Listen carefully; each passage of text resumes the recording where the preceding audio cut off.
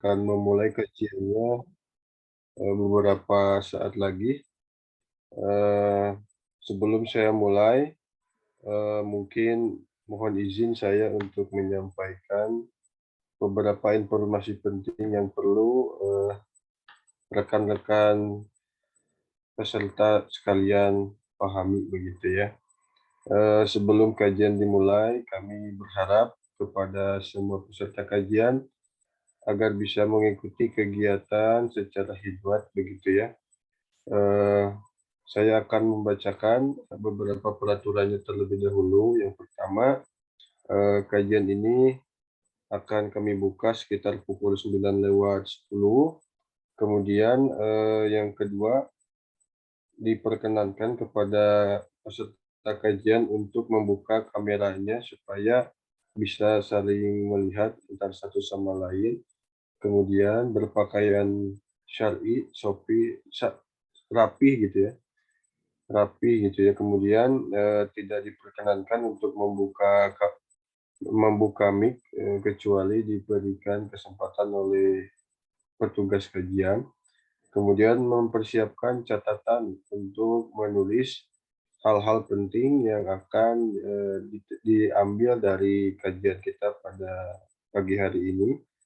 Kemudian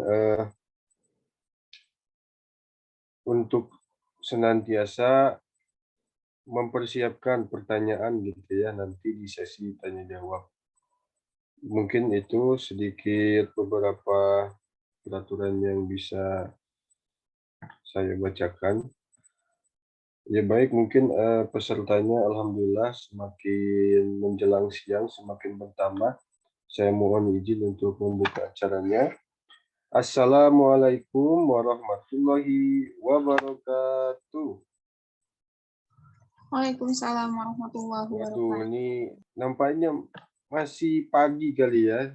Nuansa lemesnya masih kerasa begitu ya. Silakan mungkin bagi teman-teman bisa menjawab salam, disampaikan secara langsung atau melalui kolom chat ya. Saya ulangi. Tolong bisa dijawab dengan Pak. Atau mungkin bisa siap-siap dulu gitu ya, buka mikrofonnya nih. Saya udah kasih izin nih, boleh nih ya, kepada rekan-rekan untuk siap-siap jawab salam saya ya. Saya ulangi nih ya. Assalamualaikum warahmatullahi wabarakatuh. Waalaikumsalam warahmatullahi wabarakatuh. Alhamdulillah, wah sudah lumayan ya daripada sebelumnya pada jawab salam. Baik, alhamdulillah wa syukurillah wassalatu wassalamu ala Rasulillah wa ala alihi wa sahbihi wa mawalah. Asyhadu an la ilaha illallah wa asyhadu anna Muhammadan abduhu wa rasuluhu la nabiyya ba'dah. Amma ba'du. Pertama-tama marilah sama-sama kita panjatkan puji serta syukur kepada Allah Subhanahu wa taala karena atas limpahan rahmat dan kasih sayangnya, atas irodahnya, alhamdulillah pada pagi hari ini Kof Institute berhasil kembali mengadakan kegiatan kajian spesial Ramadan yang mana semoga kajian kita pada Ramadan kali ini bisa menjadi bekal untuk menjalankan ibadah puasa secara baik dan benar. Dan juga tak lupa sholawat serta salam semoga tercurah dan terlimpahkan kepada junjungan alam, panutan agung, Habibana wa Nabiyana Muhammad Sallallahu Alaihi Wasallam, kepada para keluarganya, para sahabatnya, dan mudah-mudahan kepada kita selaku umatnya di akhir zaman. Baik, rekan-rekan sekalian, Bapak Ibu sekalian, marilah sama-sama kita awali kegiatan kita pada pagi hari ini untuk sama-sama mengucapkan ta'awuz dan basmalah bersama-sama. A'udzubillahi minasyaitonirrajim. Bismillahirrahmanirrahim. Alhamdulillah acara sudah dibuka. Baik, untuk selanjutnya supaya acaranya semakin barokah akan ada pembacaan Al-Quran, ayat suci Al-Quran yang insya Allah akan dibacakan oleh sahabat kami, sahabat kita semua, yaitu Mas Rizky Afandi Siregar. Kepada Mas Rizky, waktu dan tempat saya persilahkan. Ya, terima kasih Mas Lutfi. Assalamualaikum warahmatullahi wabarakatuh. Insyaallah akan dibacakan surah Al-Baqarah ayat 183 sampai 186.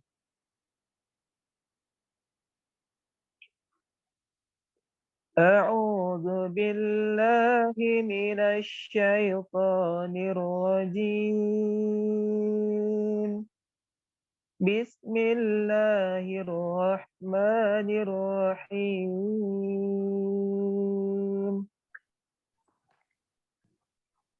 Ya ayyuhalladzina amanu kutiba alaikumus shiyam. Kutiba alaikumus siyamu kama kutiba alal ladzina min qablikum la'allakum tattaqun. Ayyaman ma'dudat. فمن كان منكم مريضا أو على سفر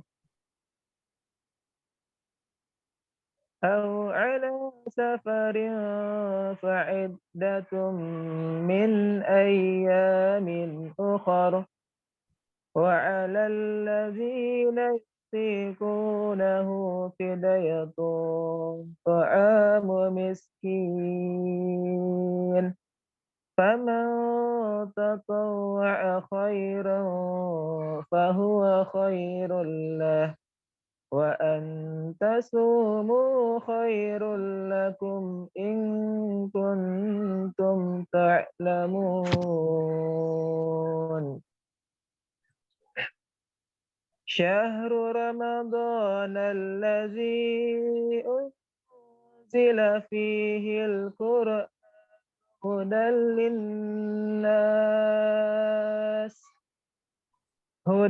للناس وبينات من الهدى والفرقان فمن شهد منكم الشهر فليصم ومن كان مريضا أو على سفر فعدة من أيام أخر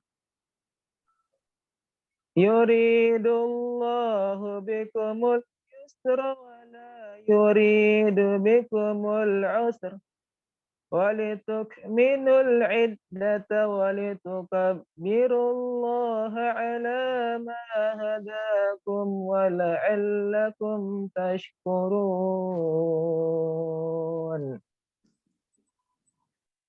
وإذا سألك عبادي فإني قريب أجيب دعوة الداع إذا دعا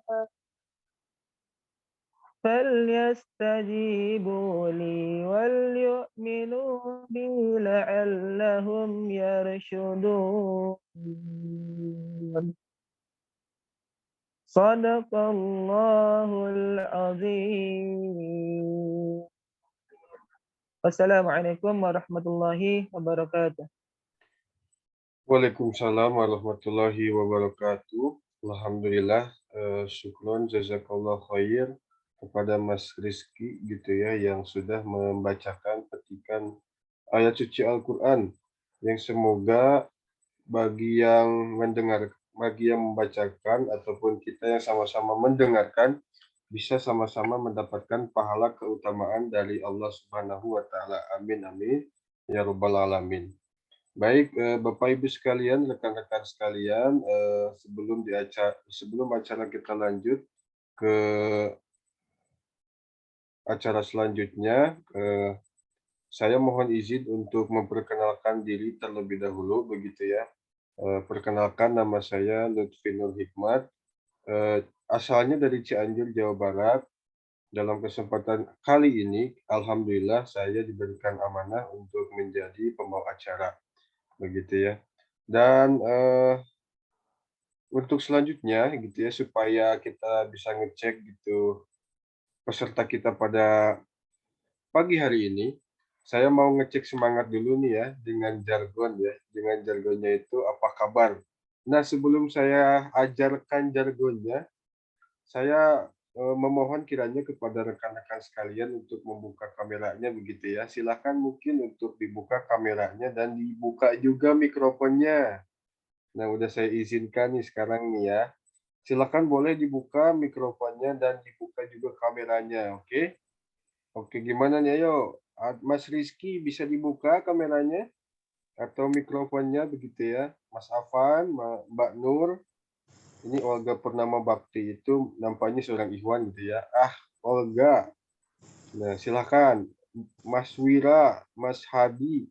Ini yang titik mungkin seorang Ikhwan atau Akhwat, saya belum tahu ya. Silakan mungkin bisa dibuka kameranya begitu ya, Mbak Ayu. Oke. Nah, silakan ya. Sudah dibuka sebagian dari kita. Saya mohon izin ya untuk mengajarkan jargon acara kita pada pagi hari ini begitu ya. Siap-siap ya. Ketika saya tanya gitu ya, bagaimana kabarnya hari ini? Nah, teman-teman bisa jawab dengan gaya seperti ini. Aduh, mohon maaf nih kamera saya nampaknya sedikit bermasalah ya. Kesalahan teknis sedikit. Tidak apa-apa, saya ulangi lagi ya. Semoga tidak mengurangi kehusuan kita dalam mengikuti acara kita pagi hari ini. Ketika saya sampaikan salam, bagaimana kabarnya hari ini? Teman-teman jawab, Alhamdulillah, luar biasa, Allahu Akbar. Kayak gitu ya. Bisa paham. Bagi yang paham kasih jempol. Kasih jempol. Bagi yang sudah paham kasih jempol. Kalau nggak paham bilang aja. Aduh, ulangi Mas Lutfi, ulangi nih. Tengarti. Not pahim gitu ya. Belum paham. Oke, kita ulangi ya. Silakan dibuka kameranya dan mikrofonnya. Saya akan coba cek nih seberapa semangat teman-teman di pagi hari ini. Jangan sampai mentang-mentang puasa. Waduh, loyo gitu ya. Tunjukkan bahwasanya kita muslim yang kuat. Oke? Saya coba nih. Percobaan pertama, seberapa semangat nih ya. Bagaimana kabarnya hari ini? Alhamdulillah. Alhamdulillah. Luar biasa. Waduh, Allahu suasana Akbar. loyonya masih terasa begitu ya. Saya kasih 2 kesempatan lagi nih. 2 kesempatan lagi, jangan sampai disia-siakan. Semakin teman-teman keras suaranya, saya doakan semakin besar pahala puasanya pada hari ini. Amin ya robbal alamin. Amin. Ayo dibuka. Mikrofonnya dibuka supaya semangat kita dalam mengikuti kajian pagi ini semakin menggelora begitu ya. Siap ya? 1, 2, 3. Bagaimana kabarnya hari ini? Alhamdulillah, luar biasa. Alhamdulillah. Luar Allahu biasa. Akbar. Allahu Akbar. Masya Allah. Ada sedikit dari segi kurva itu sedikit bertambah semangatnya tuh ya. Suaranya semakin keras gitu ya daripada sebelum-sebelumnya. Semoga semakin bertambahnya waktu kajian kita pada pagi hari ini, semakin semangat teman-teman dalam mengikuti kajian kita pada pagi hari ini. Baik, saya sudah anggaplah ya teman-teman itu semangat dalam mengikuti kajian pagi hari ini. Sebelumnya saya mohon izin untuk memperkenalkan acara gitu ya. Dalam kesempatan pagi hari ini kita akan sama-sama mengikuti kajian yang alhamdulillah diadakan oleh komunitas kami yaitu Cof Institute gitu ya. Kajian kami pada pagi hari ini bertemakan, aduh ya Allah ini kamera nakal ya. Oke, saya ulangi lagi nih. Ya, pada kajian kita pagi hari ini mengangkat tema puasa kok pacaran begitu ya. Puasa kok pacaran gitu ya. Suatu pertanyaan yang sebetulnya lagi tren nih di Google Trend. Makanya tema ini kita angkat gitu ya. Dan di pertemuan kita, di kajian kita pada pagi hari ini gitu ya, kita akan juga mengenal fikih-fikih dalam berpuasa supaya puasa kita itu melakukan puasa atau mengikuti puasa yang baik dan benar. Nah, alhamdulillah untuk tema kita pada pagi hari ini akan disampaikan oleh pembicara kita yang alhamdulillah sudah hadir di tengah-tengah kita begitu ya, yaitu Ustadz Robi Muharram. Saya mungkin sebelum ke Ustadz Robi, akan ada foto dulu, katanya ada foto dulu, foto bersama dengan para peserta kajian. Silakan mungkin untuk dinyalakan kameranya. Ya, untuk dilakukan foto bersama terlebih dahulu. Sudah pada bisa buka kamera atau mungkin belum memungkinkan, ada terkendala sinyal mungkin ya. Silakan, mungkin akan dipandu oleh siapa di sini? Sama Mas Irfan, bisa dibantu Mas Irfan? Saya pakai HP, Kang. Oh, pakai HP, silakan. Atau Mbak Uni, silakan Mbak Uni. Boleh sama saya, Mas. Oh, silakan Mbak Ayu, silakan. Ya, Ya, baik. saya komando ya, saya komando, nanti yang cekreknya sama Mbak Ayu ya. Ya, Saya Mas. komando 1, 2, 3 nih. 1, senyum ya. 1, 2, 3. Ya, cekrek. Baik, terima kasih begitu ya kepada Mbak Ayu. Baik, mari kita lanjutkan ke pembahasan materi kajian begitu ya. Sesuai dengan penyampaian saya tadi, insya Allah kita akan mengikuti kajian meliputi hal puasa kok pacaran. Dan insya Allah materi ini akan disampaikan oleh Ustadz kita, yaitu Ustadz Robi Muharram. Assalamualaikum Ustadz, apakah sudah bisa mendengar suara kami? Waalaikumsalam warahmatullahi wabarakatuh. Jelas banget Kang Lutfi. Alhamdulillah. Bagaimana kabarnya Ustadz? Semangat Ustadz? Alhamdulillah luar biasa. Allahu Alhamdulillah Akbar. luar biasa, Allah Akbar. Puasanya gimana Ustadz? Lancar? Puasanya lancar alhamdulillah. Hari Agenda Ramadannya ke-10 lancar ya Ustadz? sekarang ya. Target Ramadannya tercapai Ustadz? Anu progres. Bismillah. Alhamdulillah. Keluarga bagaimana kabarnya Ustadz? Keluarga lagi Sehat? mudik ke orang tua. Jadi lagi sendirian aja nih di rumah. Oh, lagi sendirian. Siap. Baik, mungkin supaya bisa kita sama-sama saksikan langsung gitu ya mengenai materi kita pada pagi hari ini, langsung saja mungkin saya berikan waktu dan kesempatan kepada Ustadz untuk menyampaikan materinya. Waktu dan tempat saya persilakan Ustadz. Tafadhol. Baik. Jazakumullah khair. Saya sudah jadi co-host ya. Bismillahirrahmanirrahim. Assalamualaikum warahmatullahi wabarakatuh. Waalaikumsalam warahmatullahi wabarakatuh. Subhanallah, alhamdulillah, wa la ilaha illallah, wallahu akbar. Segala puji bagi Allah yang telah menghadirkan bulan Ramadan sampai ke harinya yang ke-10 di hari ini. Mudah-mudahan 10 hari bulan Ramadan yang Allah Subhanahu wa taala telah hadirkan dalam hidup kita tahun ini menjadi bulan Ramadan terbaik ya dalam kehidupan kita. Sehingga kalaulah Allah Subhanahu wa taala tidak mengizinkan, tidak memperkenankan, tidak memanjangkan usia kita sampai tahun depan, kita tahun ini benar-benar mendapatkan hikmah dari bulan Ramadan. Di antaranya adalah kita bisa diampuni dosa-dosa kita. Kita juga bisa mengoptimalkan setiap kesempatan beramal solih di bulan Ramadan yang oleh Allah Subhanahu wa taala dilipat gandakan pahalanya sehingga banyak bekal yang kita dapatkan pasca Ramadan. Salawat serta salam mudah-mudahan tetap tercurah limpah kepada kekasih Allah, Habibana wa Nabiyana wa Maulana Muhammad sallallahu alaihi wasallam. Senang sekali pada pagi hari ini bisa bergabung dengan KOF Institute ya. Luar biasa. Ini menjadi kesempatan pertama, tapi mudah-mudahan tidak menjadi kesempatan terakhir. Ada ketemu sama Mas Ulnya Kang Ahmad Irfan, jazakallah Kang Ahmad sudah diundang. Lalu ada juga rekan-rekan semuanya ya. Salam ta'aruf ya dari saya. Baik, tanpa panjang kalam karena waktu yang saya miliki dikasih sama panitia cuman sampai duhur nanti nih gitu. Siap ya? Kita belajar dari jam 9 sampai duhur ya. Oh, siap Ustadz. Ini Mbak Uni kayaknya shock nih. Wah, sampai duhur. Saya banyak kerjaan. Belum nyetrika, belum nyuci baju gitu ya. Enggak lah insya Allah ya. Kalau Bapak Ibu, Akang Teteh siap, saya yang tidak siap sampai duhur sebetulnya mah. Insya Allah kurang lebih 60 menit ke depan lah ya. Kita akan diskusi bareng-bareng. Baik sahabat-sahabat sekalian, lalu juga saya disclaimer terlebih dahulu, latar belakang pendidikan saya farmasi, lalu juga saya mengambil sertifikasi dan pendidikan luar kelas itu di bidang NLP dan pengembangan diri. Jadi kalau bertanya fikih kepada saya, seadanya ya, semampunya begitu ya. Karena kita juga ngaji, insya Allah dari hasil ngaji, mendengar dari para asatiz, guru-guru kita, murabbi kita, insya Allah kita bisa berbagi apa yang kita dapatkan begitu ya. Tapi kalau lebih dalam ya tanya sama Dr. Wido lah ya. Nah, Dr. Wido kan sering ngisi di KOF ya. Tanya ke beliau lah kalau lebih dalam tentang fikih. Tapi apa yang bisa kita diskusikan bersama pada pagi hari ini, setidaknya ini sebagai satu wacana yang saya sundul aja begitu ya. Sebagai peringatan bagi diri saya dan juga mudah-mudahan bermanfaat bagi sahabat Coffee Institute semuanya begitu. Karena apa yang akan saya sampaikan mungkin akan lebih kepada apa yang terjadi pada diri kita sendiri begitu ya. Apa yang terjadi pada sehari-hari kita, sehingga mungkin tidak akan mendalam, kita menyentuh permukaannya saja. Tapi sekali lagi mudah-mudahan ini bisa bermanfaat. Baik, saya izin share screen ya. Apakah sudah tampak di layar Akang Teteh Bapak Ibu semuanya? Sudah Ustaz, alhamdulillah. Sudah ya.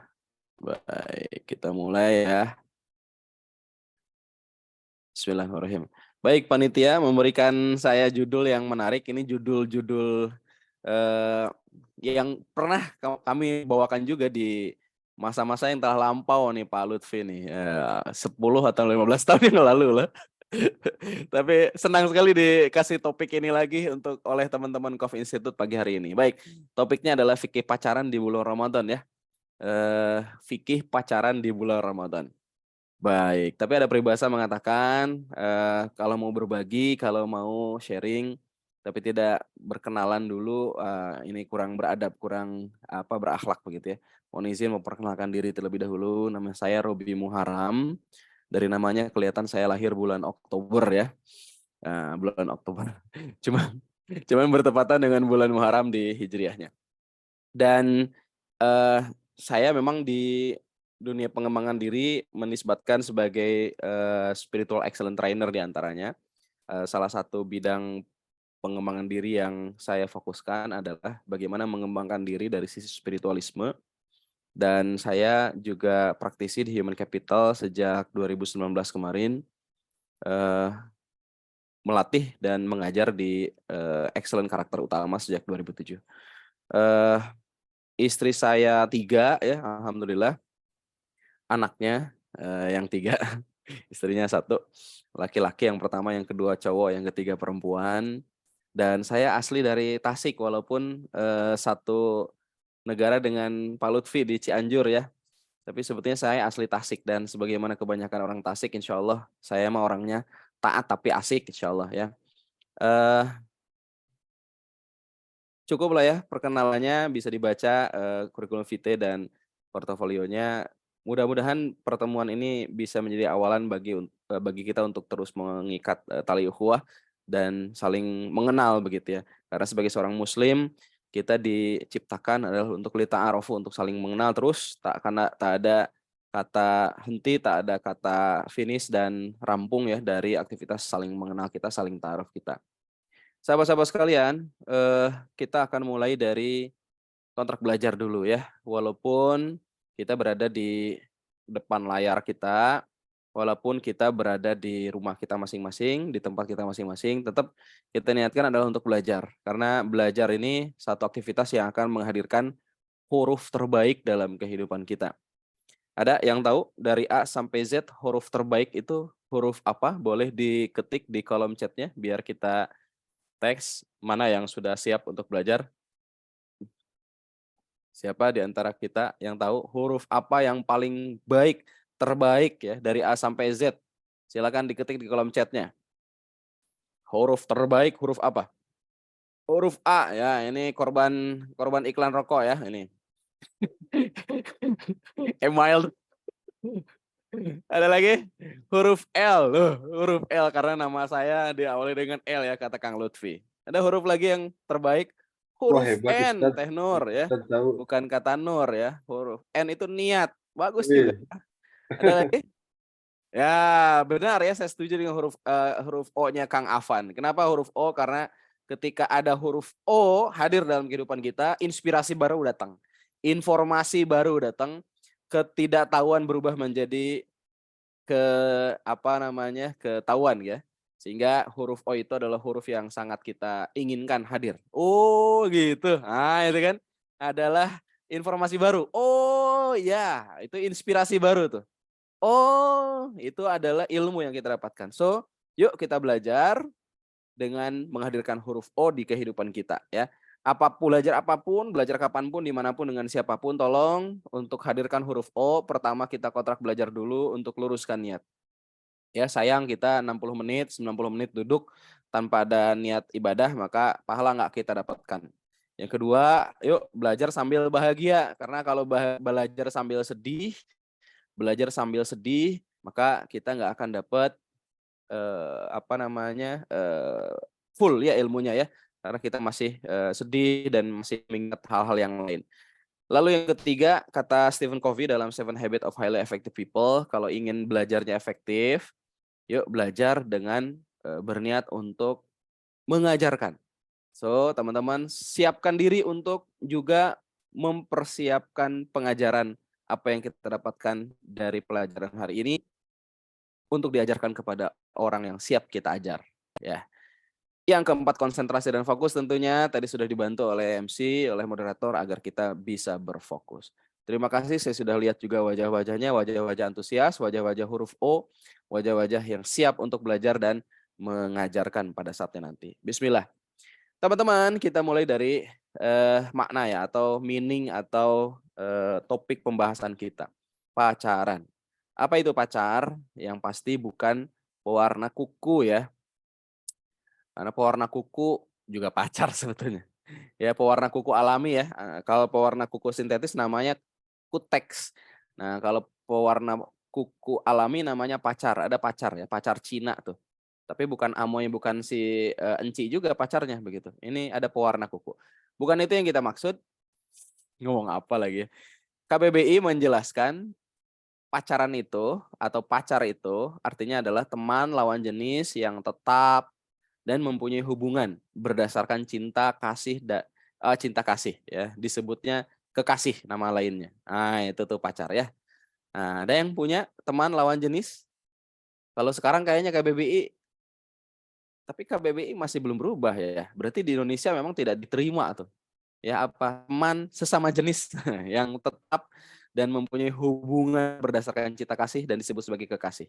Kalau ada teman-teman yang punya teman lawan jenis yang tetap dan mempunyai hubungan berdasarkan cinta kasih dan menjadi kekasih hati, maka itu sebetulnya pacar. Ya, berpacaran artinya apa? Bercintaan, berkasih-kasihan. Contoh katanya dalam KBBI, kedua remaja itu sudah berpacaran ya, sejak duduk di kelas 3 sekolah menengah tingkat atas. Difahami ya teman-teman ya makna dari pacaran.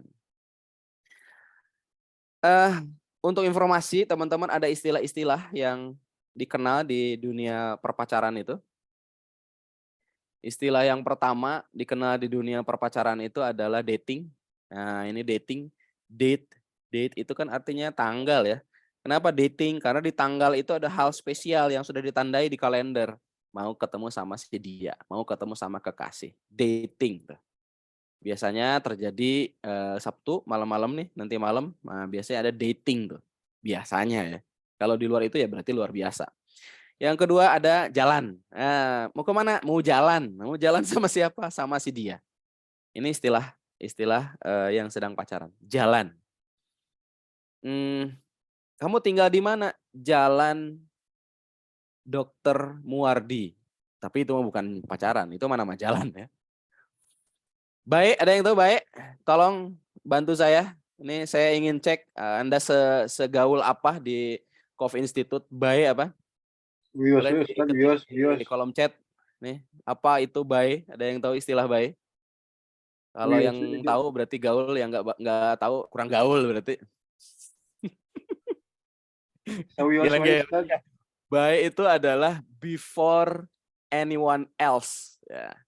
Jadi sebelum orang lain, nah, itu yang spesial adalah dirimu. Nah, itu tuh. Kalau Teh Ayu ada baiknya, adalah baik bagi seseorang, maka Teh Ayu sebetulnya adalah kekasih seseorang itu, ya, before anyone else. Ya, itu istilah anak muda lah ya. Orang tua mah nggak akan tahu lah. Ya, lalu juga ILY ya. Apa ini I love you, ini juga istilah. Kalau dulu zaman saya bukan ILY, ilu imu inu katanya gitu. I love you, I miss you, I need you. Nah, itu. Ya. HTS, kalau HTS ini temennya, ini HTS itu anggotanya Jimin, Jungkook, J-Hope, Suga. BTS Ustaz, Ini. BTS. Hah? Ustaz. Oh, BTS. BTS itu mah. BTS. Salah ya. Salah itu. Beda huruf, beda arti juga. HTS itu hubungan tanpa status. Shosho, ini hati-hati nih yang kalau ada kamu sosoknya aku, sosok itu agak porno juga ya. XOXO. X itu gambarannya orang yang lagi meluk, hug gitu ya. O itu orang yang lagi kiss ya. Jadi hug and kiss itu so-so tuh. Hati-hati kalau ada yang WA atau SMS ini. Berarti Anda spesial sih ya bagi si dia. Karena Anda adalah orang yang pengen banget dipeluk dan pengen banget di kiss begitu ya. Ini bukan apel ya. Bukan apel ya, apel ini. Istilah pacaran apel. Zaman dulu apel. Zaman sekarang apel itu baris berbaris ya. Lalu malam mingguan ya itu bagi yang sekularis ya malam mingguan. Bagi yang Islamis malam Jumatan biasanya. Ada ta'arufan yang modus. Lagi ta'arufan aku teh sama si dia teh. Untuk apa? Biar saling mengenal. Wes ya. Ada juga yang istilahnya pasaran Islami, diawali dengan basmalah, diakhiri dengan doa kafarat majelis. Hadiahnya Al-Qur'an, tasbih dan buku Al-Masurat kecil. Senyum-senyum kayak pengalaman ini. Enggak ya, ini mah di sekitar kita lah, bukan kita ini mah. Dan lain-lain, itu istilah-istilah pacaran sahabat-sahabat sekalian. Biar kenal, biar kita bahas. Kalau ada yang kayak gini, ini akan terbahas ini dalam sesi kita pagi hari ini. Teman-teman sekalian, ketika kita mengenal diri, kita melakukan perjalanan kepada diri kita sendiri, inner journey namanya. Sebetulnya kalau kita suka sama orang, kalau kita ada perasaan tertarik sama orang, saya tanya dulu deh, kenapa seseorang itu bisa menarik bagi kita? Boleh dijawab? Kenapa seseorang itu menarik bagi kita? Ya, yang akhwat ada Suga, saya menarik Suga teh. Kenapa? Begitu. Saya punya teman, dia sudah punya suami, dia di Instagramnya istrinya Suga, padahal suaminya bukan Suga begitu. Masya Allah ya. Boleh bantu saya, kenapa seseorang itu menarik bagi kita? Baru tahu apa Irfan? Yang tadi ya. Ada, boleh di chat kenapa seseorang itu menarik bagi kita? Sehingga kita tertarik. Ya ini mah trivia quiz aja, nggak ada benar salah ya. Nggak ada juga hadiahnya sih. Nggak tahu kecuali panitia Kang Ahmad ada hadiahnya. Karena ada kelebihannya. Karena ada kelebihannya. Saya kelebihan berat badan, nggak ada tuh yang menarik, yang tertarik dengan saya. Karena pemalu. Sesuatu yang menarik itu karena pemalu. Karena ada daya tarik. Ini anak fisika nih ya. Ada daya tarik ya. Masya Allah ya. Baik, kenapa orang menarik? Karena punya tangan, teman-teman sekalian. Coba kalau nggak punya tangan, nggak bisa menarik dia. Bener nggak? Bener nggak ini? Kenapa seseorang menarik? Karena punya tangan. Nah, itu ya. Baik, kembali ke laptop. Kita diberikan rasa cinta, rasa suka, rasa ketertarikan pada lawan jenis. Bahkan sekarang itu Masya Allah ya, sesama jenis.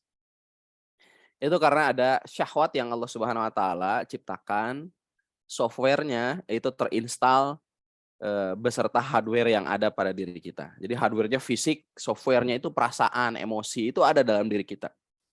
Semenjak kita brojol, begitu ya, itu udah ada tuh. Udah ada diri sonohnya. Perasaan cinta, suka, tertarik tadi. Kenapa? Karena ada hadis kursi yang lain yang menyampaikan bahwa karena kita ini diciptakan dengan jodohnya. Kang Lutfi sudah ada namanya tuh. Siapa? Lutfi Nur Hikmat, ST, menikah dengan Fulanah binti Fulanah, itu udah ada tuh. Sebelum Kang Lutfi ke percetakan undangan, itu udah ada. Nama si tetehnya itu udah ada. Kang Ahmad udah nikah belum? Mudah-mudahan belum ya. Biar jadi contoh nih. Ahmad Irfan Pratama menikah dengan fulana, fulana, fulana. Nama fulananya itu udah ada. Sebelum Ahmad Irfan itu ke percetakan undangan udah ada. Apa kata Allah dalam hadis kursinya 50.000 tahun ya sebelum alam semesta ini diciptakan, manusia itu sudah dituliskan oleh Allah Subhanahu wa taala di dalam lauh mahfudnya, dalam kitab takdirnya itu sudah ada berapa rezekinya, kapan wafatnya, siapa jodohnya. Nah, karena ada siapa jodohnya berarti harus ada software yang mendukung bertemu jodohnya. Apa itu syahwat? Begitu. Kalau ketemu jodoh nggak punya syahwat, waduh ini bahaya juga, dingin begitu ya. Nggak ada yang terjadi, nggak akan berlanjut keturunan. Maka syahwat itu adalah natural, adalah fitrah ada pada diri kita. Ini dijamin oleh Allah, disampaikan oleh Allah dalam surat Al-Imran ayat 14. A'udzubillahi minasyaitonirrajim. Bismillahirrahmanirrahim. Zuyyina lin-nasi hubbus syahawat minan nisa wal banina wal qanatiril muqantarah minadz zahabi wal fiddah wal khailil musawwamati wal an'ami wal harth. Dzalika mata'ul hayatid dunya wallahu indahu husnul ma'ab. Bahwa zuyina telah dibuat indah, telah dihiasi linas bagi mata manusia ya. Enggak punya mata juga mata hatinya ya yang terhiasi dan terbuat indah. Apa yang dihias dan dibuat indah? Hubbus syahwat, cinta syahwat. Terhadap apa? Cinta syahwatnya itu minan nisa kepada wanita-wanita kalau laki-laki. Berarti kalau perempuan mafhum mukhalafahnya berarti kepada laki-laki, pria-pria ya. Wal banin dan anak-anak wal qanatir wal muqantarah dan harta benda yang banyak dari emas, dari perak dan dari kuda pilihan. Kalau kuda pilihan sekarang adalah apa? Moge, sekarang itu Rubicon, sekarang itu motor Honda CSR ya, Kawasaki Ninja. Ah itu tuh kuda zaman sekarang tuh. Itu kan seneng kita tuh kan. Seneng sama lawan jenis, sama anak kita nanti, sama anak-anak kita, harta yang banyak, seneng lah. Kalau enggak jenis emas perak kuda pilihan juga seneng kita nonton baca buku. Buku apa? Buku tabungan. Kalau sekarang kita kan baca buku itu nangis. Apa yang bikin baca buku kita nangis? Baca buku tabungan. Ya, kalah Al-Qur'an sama baca buku tabungan. Sama Al-Qur'an kita baca bukunya Allah, ini enggak nangis, baca buku tabungan nangis kita ya. Saya itu bukan Anda ya.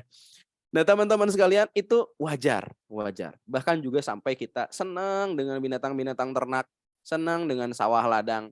Syahwat saya, syahwat Anda, syahwat kita itu adalah netral atau natural, fitrah teman-teman sekalian. Wajar. Maka kalau kita cinta, suka, tertarik, wajar. Jangan ditolak, jangan disesali, jangan ditutupi dan dihalangi teman-teman sekalian. Nah, yang akan kita bahas berikutnya adalah peringatan tentang bagaimana Allah mengingatkan kita. Hati-hati loh hamba-hambaku, ya perhatikan loh umatku, kata Allah Subhanahu wa taala. Nah, maka diperintahkanlah oleh Allah kepada Rasulullah SAW untuk menyampaikan kepada umatnya, kepada hamba-hambanya apa? Kul, katakanlah wahai Muhammad, ya kana abaukum, jika bapak-bapakmu, wa abnaukum, dan anak-anakmu, wa ikhwanukum, dan saudara-saudaramu, wa azwajukum, dan pasangan hidupmu, wa ashiratukum, dan kaum keluargamu, wa amwalun iqtaraftumuha, dan harta kekayaan yang kamu usahakan, wa tijaratun takhshawna kasyadaha, dan perniagaan yang kamu khawatir rugi, wa masakinun tardaunaha, dan tempat tinggal yang kamu sukai, yang kamu nyaman, yang kamu cozy dan betah banget di dalamnya. Ahabba ilaikum, lebih kamu cintai minallah, dari Allah, wa rasulih, dan rasulnya, wa jihadnya fi sabilih, dan jihad di jalannya. Fatarabbasu, maka tunggulah hatta ya'tiyallahu bi amrih, sampai Allah menetapkan keputusannya. Wallahu la yahdil qaumal fasiqin, dan Allah tidak memberi petunjuk kepada orang-orang yang fasik. Di sini teman-teman, walaupun kita punya kecenderungan, punya fitrah, punya syahwat untuk suka sama lawan jenis, hati-hati. jangan sampai cinta kita kepada lawan jenis itu lebih tinggi daripada cinta kita kepada Allah, cinta kita kepada Rasul, dan cinta kita kepada jihad di jalannya. Itu supremasi cinta, cinta paling tinggi. Ukuran atau tingkat 1, 2, 3-nya Allah, Rasul, jihad. Di atas itu nggak boleh ada yang lain. Nah, teman-teman sekalian, berarti kalau kita cinta orang tua kita, cinta anak kita, cinta saudara kita, cinta kepada lawan jenis kita yang nanti akan menjadi pasangan sah kita, maka cintailah itu dalam rangka cinta kepada Allah, dalam rangka cinta kepada ajaran Rasulnya, dan dalam rangka cinta untuk memiliki dukungan dalam berjihad di jalan Allah. Teman-teman, ini rambu-rambu pertamanya ketika kita merasakan cinta. CINTA. Teman-teman sekalian, bahayanya lagi, dan ini Masya Allah ya, sudah terjadi di lingkungan kita. Saya mengambil satu penelitian yang dilakukan oleh teman-teman di FKM Fakultas Kesehatan Masyarakatnya UI. Tahun 2007 sih, tapi kayaknya masih relevan. Atau bahkan lebih dahsyat daripada ini. 2007 itu internet belum sehebat sekarang. Ya. Kalau sekarang kan Masya Allah akses ke dunia maya yang itu Masya Allah banyak banget variasinya, termasuk variasi negatif begitu. Akan kita temukan gaya pacaran pelajar Jakarta. Nih. Yang pertama gaya pacarannya adalah ngobrol doang, curhat doang teman-teman sekalian. Ada ya yang saya mah pacarannya biasa kok, cuman ngobrol doang, nggak ngapa-ngapain. Ada yang bahasa gitu ya, Teoni ya. Di sekitar kita ya. Ada yang ngobrol, saya mah nggak ngapa-ngapain, cuman ngobrol doang sama dia mah, masa nggak boleh? Nah itu tuh ya, itu 97% perempuan, 94% laki-laki. Tapi ketahuilah bahwa yang namanya syahwat itu terus ya menggesah kita, terus mendorong kita untuk melewati kata-kata cukup, teman-teman sekalian. Sehingga mereka terjerumus untuk maju ke langkah berikutnya. Apa setelah ngobrol? Ngobrol doang mah. Kalau sama pacar ngapain? Ngobrol doang mah sama nenek saya juga bisa, kan begitu bahasanya. Maka setelah ngobrol apa? Pegangan tangan. Ya. Dipegang tangannya nggak apa-apa. Cobain dirangkul. Setelah dirangkul, nggak apa-apa. Dipeluk. Setelah dipeluk, dicium pipinya. Setelah dicium pipinya, baca sendiri aja ya, saya nggak tega bacainnya ya. Itu aja ya, di tabelnya ada ya teman-teman sekalian. Saya izin dulu sebentar banget ya. Saya lupa dicas ini. Sambil jalan, bismillah. Nah ini bahayanya pacaran tuh teman-teman sekalian. Kenapa? Karena bahan bakarnya itu syahwat. Dan yang namanya syahwat itu nggak kenal nama cukup teman-teman sekalian. Terus ya dijadikan bensin oleh syaitan, oleh iblis dan bala tentaranya untuk terus melewati batas-batas ketentuan, batas-batas kecukupan teman-teman sekalian. Nah makanya kenapa Allah Subhanahu Wa Taala menentukan syariat. Syahwat itu harus dihalalkan, syahwat itu harus disalurkan di tempatnya yang benar begitu. Nah, dan pacaran bukan saran dari Islam untuk mendapatkan itu. Teman-teman sekalian, tadi ya disampaikan bahkan dunia sekarang ini di internet di tangan kita 60 detik saja itu ada 400 jam video ya diupload. Dalam 1 menit saja itu ada 350.000 tweets dikirimkan. Dalam 1 detik saja itu ada 65.000 foto diupload. Dan itu semuanya dimungkinkan mengandung bahan-bahan radikalisme syahwat, bahan-bahan radikalisme percintaan. Teman-teman sekalian, ini nih yang meneror kita, sehingga di antara teror yang paling dahsyat, terorisme yang saling menggoda para jombloan dan jomblowati adalah godaan untuk berpacaran, teman-teman. Ya, ini terorisme paling kejam. Ya, karena lewat truk gandengan aja para jomblo nangis. Truk aja gandengan, masa saya enggak? Ya, nah, ini penting untuk diteruskan bahasanya. Baik, maka kita bahas yuk sebentar, Said.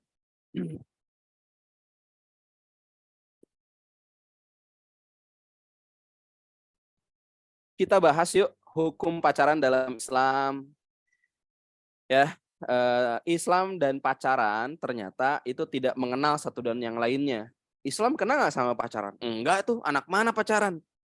Nanya juga ke pacaran. Pacaran, hei, kamu kenal nggak sama Islam? Enggak juga, belum kenalan dan nggak kenal sampai sekarang. Gitu. Jadi Islam dan pacaran itu nggak pada kenal. Nah, ternyata pacaran itu ada pada fase-fase perkembangan heteroseksualnya orang Barat. Ya, kenapa heteroseksual? Ya, jangan sampai homoseksual begitu ya.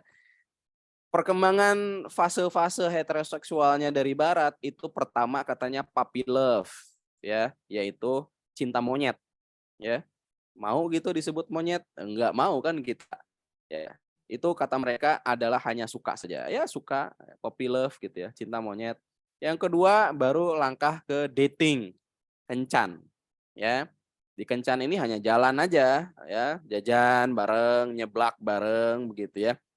Lalu saling suap-suapan, main helikopter-helikopteran gitu ya. Ngeong ngeong ngeong ngeong ngeong, beb, begitu ya. Itu dating tuh. Yang ketiga, going steady, kata fase heteroseksualnya Barat. Apa? Pacaran. Yang lebih serius lagi.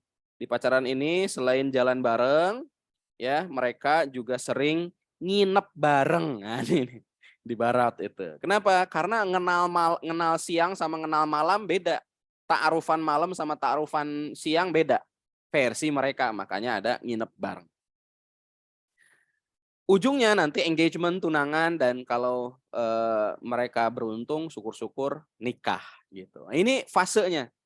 Dan remaja Muslim, pemuda-pemudi Muslim di Indonesia, di Timur dalam konteks lebih tepatnya, itu melakukan fase-fase heteroseksualnya Barat begitu. Beda budayanya begitu, beda agamanya.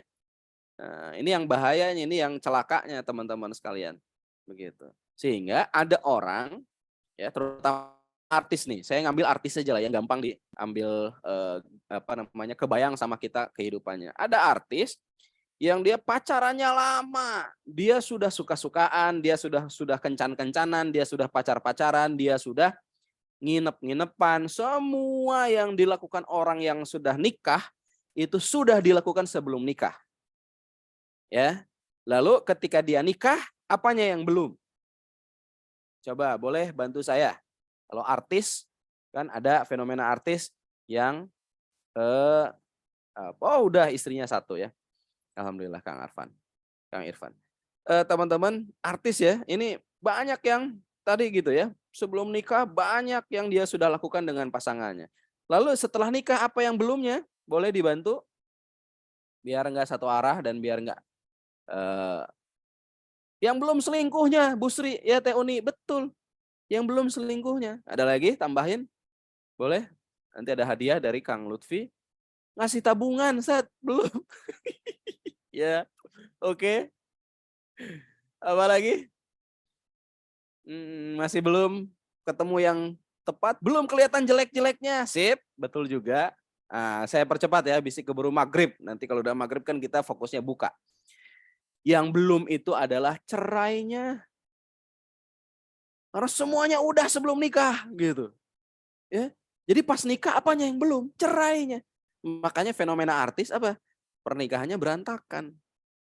Nikah sehari, 2 hari, 1 bulan, 2 bulan, cerai gitu. Nah, inilah karena mereka mengenal konsep pacaran yang sebetulnya itu fase heteroseksualnya dari Barat. Itu mah Barat atuh, orang mah iya mah di Timur. Beda lah Timur dan Barat. Nah, kalau Islam seperti apa? Islam nih fase-fase heteroseksualnya nih ya. Ini bukan kata siapa-siapa, saya menyimpulkan aja dari hasil bacaan begitu ya. Yang pertama adalah ba'ah. Ini dari hadis Rasulullah SAW. Kalau kamu sudah mencapai ba'ah, mampu secara biologis, mampu secara ekonomi, maka tidak bukan solusi bagimu adalah menikah. Ya, ini mampu. Mampu artinya apa? Biologis mampu. Biologis mampu itu apa? Ya mampu, maaf ini ya, mampu berkembang biak kalau hewan. Mampu memberikan nafkah batin bagi pasangan hidup. Itu udah ba'ah, itu udah mampu tuh. Yang kedua baru ta'aruf, mengenal. Ya, ini mengenalnya secukupnya apa yang perlu dikenali. Ya, yang luar-luarnya aja, nggak perlu yang dalaman-dalaman, karena yang dalaman itu ada batasan yang tidak boleh dilewati. Yang dalaman-dalamannya itu mengenalnya setelah disahkan. Ibarat kata ada goreng pisang nih ya. Goreng pisang kebayang ya Kang Lutfi ya. Aduh, jam-jam segini hujan lagi nih di Cianjur nih. Hujan, goreng pisang, panas-panas begitu ya. Lalu dipegang-pegang, ini panas nggak ya si pisang ini? Ini pisang tuh moy nggak ya? Cukup nggak ya buat dinikmati? Enak nggak kira-kira ya? Dipegang-pegang terus. Nah kira-kira nih orang lain mau nggak nerima pisang bekas tadi? Ya kan nggak mau begitu. Pisang bekas dipegang, pisang bekas dipegang-pegang. Nah, itulah yang tidak dilewati oleh ta'aruf. Pegang-pegang begitu ya. Diemoy-emoy begitu ya. Enggak begitu. Ta'aruf itu mengenal yang luarnya saja, yang perlu diketahui saja. Karena kalau sudah ketahui dari luarnya, dari hal-hal yang bisa dikenali tanpa melewati batas, langsung hitbah. Nggak usah nunggu-nunggu lama begitu. Ya. Catatannya tadi mampu dulu, siap dulu, jangan juga ini dipakai oleh anak remaja SMP, SMA begitu ya. Udah siap ta'aruf, udah siap khitbah aja, tapi padahal dia belum ba'ah. Untuk apa? Untuk tadi membangun bahtera rumah tangga. Dari apa? Dari sisi ekonomi mungkin gitu ya. Nah, habis khitbah dalam Islam langsung nikah, akad kan gitu. Beda kan? Beda banget dari yang atas teman-teman sekalian. So, maka yuk kita alirannya aliran mana nih? Aliran Islam atau aliran pacaran? Kalau aliran pacaran pakai konsep barat. Kalau aliran Islam pakai konsep Islam dengan langkah-langkah yang seperti yang tadi saya sampaikan. Nah, teman-teman, tadi kita berbicara tentang batasan. Lalu apa tuh batasannya kalau kita cinta sama seseorang enggak? Cinta mah natural fitrah, bisa ditolak. Nah, gimana si teteh teh? Aduh, ya saya teh udah menjaga diri tapi pas saya ngelamun teh kebayang deh si teteh eta teh nya Kang Lutfi nya. Masya Allah ini si teteh eta teh kenapa sebegitu menariknya? Nah, itu kan normal eta teh ada pada diri kita, boleh gitu. Ya. Batasannya cinta dan suka itu kata Allah dalam surat An-Nur, katakanlah kepada orang-orang yang beriman, orang laki-laki yang beriman, hendaklah mereka menahan pandangan ya. Ini batasannya nih. Aduh, suka si teteh eta teh soleha, aktivis, pinter begitu ya. Mandiri, jangkung, mancung, bodas. Waduh, eta mah udah disebutnya. Pandangannya ditahan. Ya, jangan IG-nya di mana ya? Dicari-cari IG-nya, habis udah dicari ketemu, waduh di situ bebas tuh. Dari kalau di langsung kan malu, tapi kalau di IG kan bebas tuh. Nah, ini kata Rasul, kata Allah, tahan pandangannya. Dan lanjutannya pelihara kemaluan. Karena yang demikian itu lebih suci bagi mereka. Sesungguhnya Allah Maha mengetahui apa yang mereka perbuat. Ini batasannya teman-teman sekalian. Karena dari mata turun ke hati, dari hati dibenarkan dengan farji, ya, dengan kemaluan. Berikutnya kata Allah, ya, batasannya dari cinta dan suka itu apa? Dan janganlah kamu mendekati zina. Karena zina itu sesuatu yang akan mengajak atau mendorong, akan menghantarkanmu kepada perbuatan keji. Dan sungguh kata Allah, suatu jalan yang buruk. Surat Al-Isra ayat 32. Apa? Tadi kan sudah terbukti dengan gaya pacarannya orang anak-anak zaman now. Ya, nggak cukup ngobrol doang tuh. Harus ada perbuatan-perbuatan yang lain. Ini karena zina itu mendekati. Karena yang kita dilarang itu bukan berzinanya, mendekatinya saja itu dilarang. Apalagi zinanya. Batasan berikutnya, kata Rasul adalah tidak diketahui bagiku yang lebih bermanfaat bagi dua orang yang saling mencinta misalkan. Udah nembak, si akhwatnya udah WA pakai pantun, rambut dijambak beli kedongdong. cakep, tembak dong, katanya gitu. Wih, minta ditembak itu si akhwat. Nembak lah si ikhwana, udah saling menyatakan cinta. Nah, ketika sudah seperti itu, tidak ada lagi yang lebih bermanfaat bagi kedua orang itu, kecuali pernikahan, teman-teman sekalian. Tuh, di situ. Ya. Nah, inilah arahan setidaknya dari agama kita untuk orang-orang yang sudah ada rasa suka, rasa cinta tadi, dan bahkan di hadisnya yang sudah saling mencintai gitu. Oke, sekarang kita masuk kepada panduan fikih dalam berinteraksi. Ini lebih tataran teknis lagi. Katakanlah kata Allah pada wanita-wanita yang beriman, kalau tadi laki-laki yang beriman juga, wanita-wanita yang beriman juga sama diperintahkan untuk apa? Hendaklah mereka menahan pandangan, menahan kemaluan, janganlah mereka menampakkan perhiasan kecuali yang biasa nampak daripadanya. Dan hendaklah mereka menutupkan kain kudung ke dadanya, ya. Wanita nih, laki-laki nggak usah. Dan hendaklah mereka menutup kain kudung ke dadanya, dan janganlah menampakkan perhiasan kecuali pada suami mereka atau ayah mereka atau ayah suami mereka atau putra-putra mereka dan seterusnya, yang mana itu adalah mahram yang haram untuk dinikahi, berarti boleh terlihat aurat yang luar ya, yang apa namanya, lingkar 2, lingkar 3 begitu ya. Lingkar 1 ya tetap itu mah hanya the one and the only, hanya BAE, baik tadi, before anyone else, siapa? Suaminya saja gitu. Ya. Dan janganlah mereka memukulkan kakinya agar diketahui perhiasannya yang mereka sembunyikan. Dan bertaubatlah wahai kamu, wahai laki-laki wanita yang beriman, sekalian kepada Allah, wahai orang-orang yang beriman, supaya kamu beruntung. Nah, ini nih panduan berinteraksinya. Ya, para akhwat nih, mohon nih akhwat nih ya, yang hadir di sini ya, para mahasiswi, para putri, para ibu-ibu, tolong jaga kami para laki-laki untuk tidak ingin ya berkelebihan kepada Anda dari apa? Dari apa yang Anda tampilkan, dari apa yang Anda carmukan, apa yang Anda caperkan begitu. Ya, caper tuh muter-muter, caper, muter-muter kayak helikopter. Bapaknya dokter, ibunya suster, anaknya kayak monster gitu kan. Cari perhatian. Baik, lanjut. Lalu apalagi? Ya nisa'in Nabi lastunna ka ahadin minan nisa'i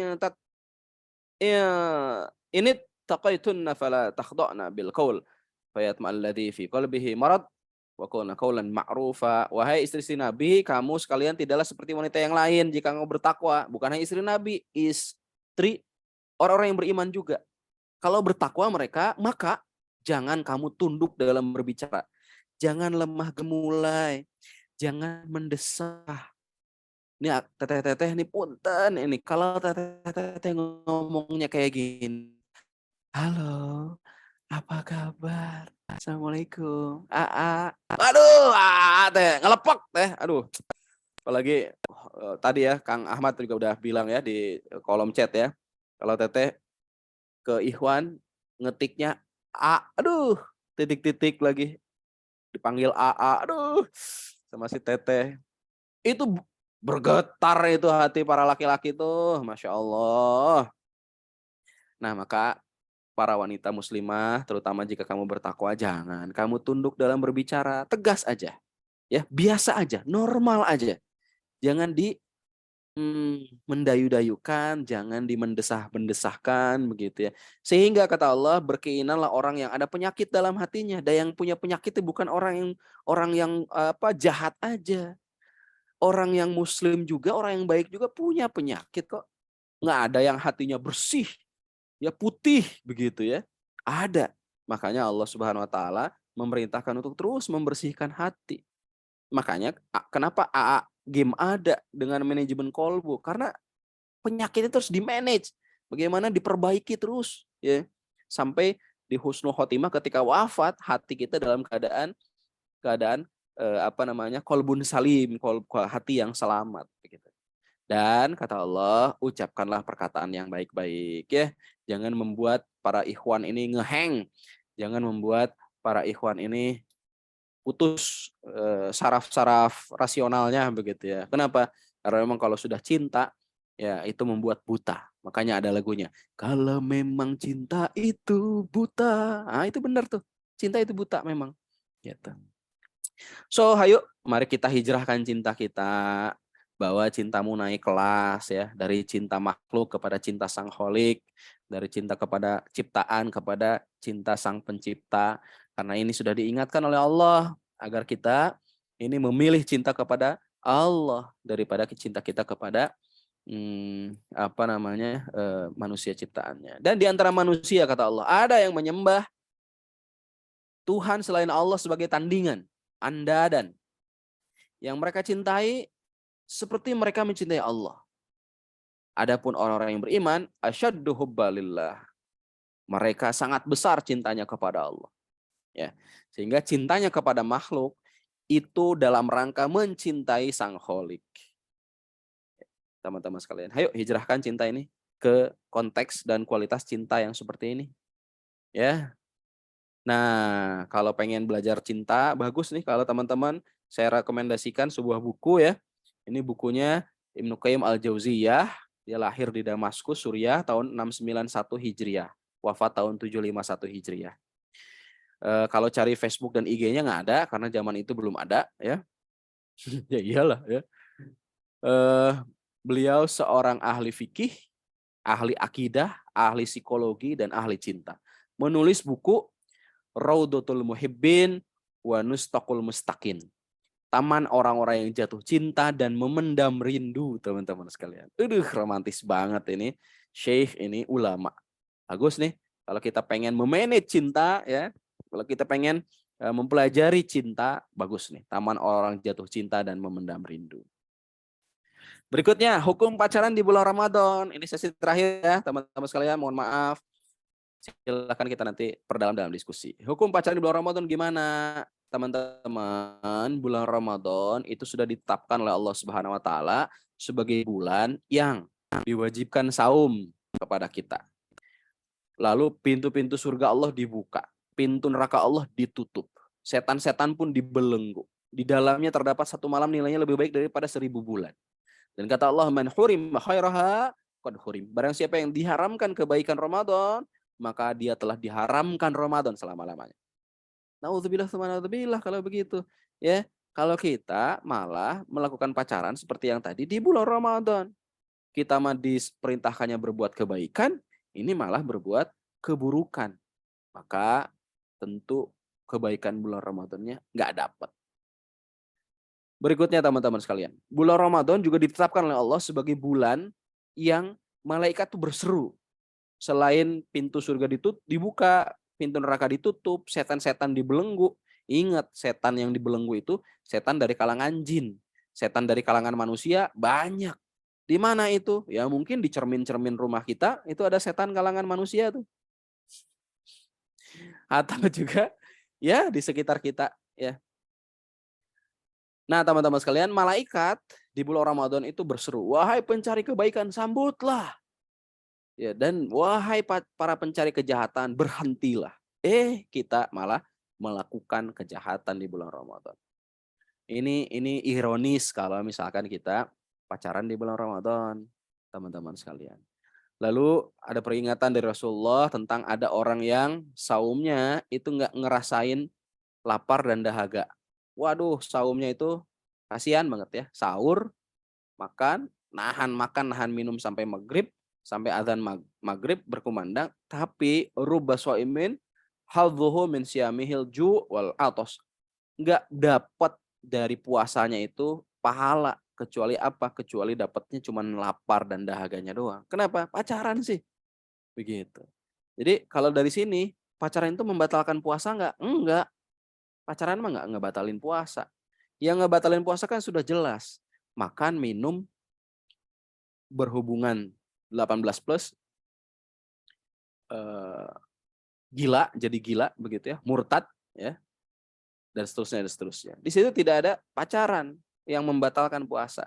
Tapi menurut hadis ini, kopong puasanya itu kosong dari pahala gitu. Jadi hancur pahalanya puasa itu dari melakukan pacaran atau melakukan aktivitas pacaran. Nah, teman-teman sekalian, puasa juga harus bersihkan dari perbuatan sia-sia dan perkataan jorok nih.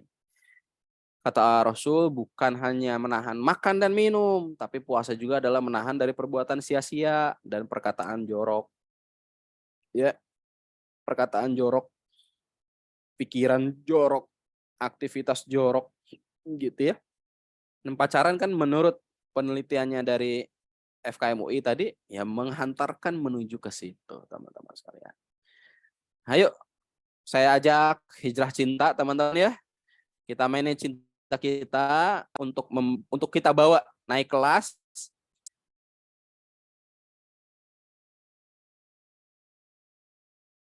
Ya, kita hijrahkan cinta kita ya, naik kelas dari cinta makhluk kepada cinta sang Kholik, dan itu yang bisa kami sampaikan, mudah-mudahan bermanfaat. Aku qouli hadza wa astaghfirullah li wa lakum. Kupas-kupas buah manggis, puas nggak puas waktunya habis. Silahkan kalau ingin diperdalam melalui diskusi. Saya kembalikan kepada Brother Lutfi Nur Hikmah, hafizahullah ta'ala. Amin, amin, ya rabbal alamin. Alhamdulillah Ustaz. Waduh, sebentar nih. Ali Gufron ke embarkasi, syukron dan terima kasih Ustaz atas pemaparan. Alim eleh ti Ustaz jago pantun sana. Siap. Alhamdulillah jazakallah khair Ustaz atas materi yang sudah disampaikan tadi mengenai pacaran, sudah dikupas tuntas sedalam-dalamnya, sejerok-jeroknya begitu ya. Ini mudah-mudahan bisa menjadi bekal ilmu bagi kita dalam menjalani kehidupan sebagai seorang muslim sejati. Berhijrahlah dari apa tadi, cinta kepada makhluk berubah menjadi cinta kepada sang Kholik begitu ya. Dan juga tadi mungkin sudah sama-sama ketahui gitu ya, pacaran itu sebetulnya bisa menyebabkan kita terjerumus ke dalam zina gitu ya, yang tidak disukai oleh Allah Subhanahu wa taala. Ustaz juga tadi sudah menjelaskan mengenai pacaran itu ternyata konsep heteroseksualnya orang barat begitu ya. Kita sebagai orang muslim yang mayoritas memang orang timur, mungkin dalam proses untuk menjemput cinta tadi, menyalurkan hasrat syahwat tadi begitu ya, dengan cara-cara yang islami seperti mulai dari ba'ah, kemudian ta'aruf, kemudian dikhitbah, dan terakhir dinikahi seperti itu. Dan bagi teman-teman gitu ya yang sekiranya masih dalam aktivitas sehari-harinya dalam berpuasa, yaitu berpacaran, puasanya memang nggak batal gitu ya, cuman kita amalannya kosong gitu ya, puasa yang bokong seperti itu, kurang lebih beberapa hal penting yang bisa saya ambil dari Ustadz. Terima kasih Ustadz atas penyampaian materinya sesuai dengan urutan acara begitu ya. Insya Allah untuk selanjutnya ini kita akan memasuki sesi tanya jawab begitu ya. Saya akan berikan waktu kepada teman-teman untuk memberikan pertanyaan, barangkali dalam penyampaian materi tadi, dalam kajian tadi ada beberapa hal yang perlu dipertanyakan, kemudian perlu dibahas lebih dalam lagi begitu ya. Silakan mungkin untuk dicurahkan rasa penasarannya, pertanyaan-pertanyaannya melalui sesi pertanyaan ini. Bisa disampaikan melalui kolom chat kalau memang agak kurang nyaman secara langsung, dan juga bisa disampaikan secara langsung, tapi diawali dulu dengan raise hand supaya nanti saya bisa beri kesempatan waktu untuk bertanya. Baik, langsung saja kita masuk ke sesi 1 ya, untuk 3 orang penanya. Silakan untuk memberikan pertanyaannya. Ada yang ingin bertanya? Silakan. Oh, sudah ada yang risehan. Ada yang sudah angkat tangan. Untung tidak angkat kaki. Kalau angkat kaki berarti keluar dari jemaah. Udah ada yang ini Ustaz, udah ada yang angkat tangan mengacungkan ingin bertanya secara langsung. Mungkin silahkan kepada Mbak Uni untuk menyampaikan pertanyaannya. Tafadhol Ustaz.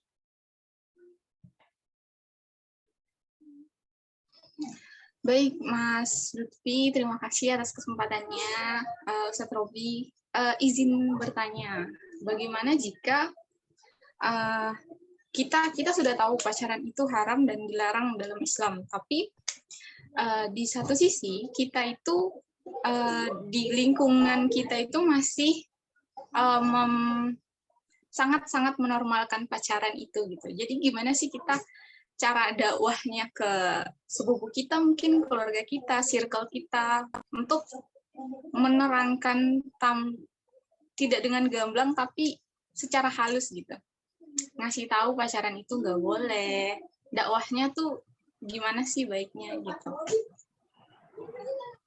Kalau Ustaz bisa langsung dijawab boleh. Baik, jazakillah. Teh Uni. Teteh tapi Uni. Ah, ini agak ini juga. Uninya bukan Uni Padang kali ya. Wahyuni jadi potongnya Uni. Baik, lisanul hal afsahu min lisanil maqal. Lisan perbuatan itu lebih fasih dibandingkan lisan perkataan. Ya kalau kita menasihati dengan kata-kata mungkin diterima tapi kemungkinan besar ditolak gitu. Orang akan lihat dulu siapa kita. Maka tunjukkanlah siapa kita dulu begitu dengan perbuatan kita. Contoh misalkan Teteh sudah duluan menikah dan menunjukkan harmonisnya keluarga hasil non pacaran misalkan. Lalu Kang Ahmad nih udah nikah istri satu. Itu menjadi couple yang couple goal banget gitu ya. Yang menjadi idaman dan panutan banget bagi sekitarnya. Dengan cara tadi menunjukkan hasil dari pernikahan yang barokah yang tidak diawali dengan pacaran. Sehingga orang tuh berangan-angan, berkeinginan, aduh saya mah pengen punya rumah tangga kayak Teh Uni. Aduh saya mah pengen punya rumah tangga kayak Kang Ahmad Irfan Pratama. Kenapa? Harmonis. Kenapa? Tenang, tentram. Kenapa? Walaupun punya masalah, tapi masalahnya teh enggak booming keluar gitu, selesai dengan baik di dalam rumah tangganya. Udah gitu dia juga mandiri secara ekonomi, dia juga aktivis begitu ya, dan dia juga punya manfaat di tengah-tengah keluarga. Kan kalau seperti itu kan nggak usah ngomong juga, orang lain akan berkeinginan punya konsep kehidupan, apalagi dalam konteks mencari jodoh dengan caranya Islam, yang mana itu cara yang kita inginkan gitu.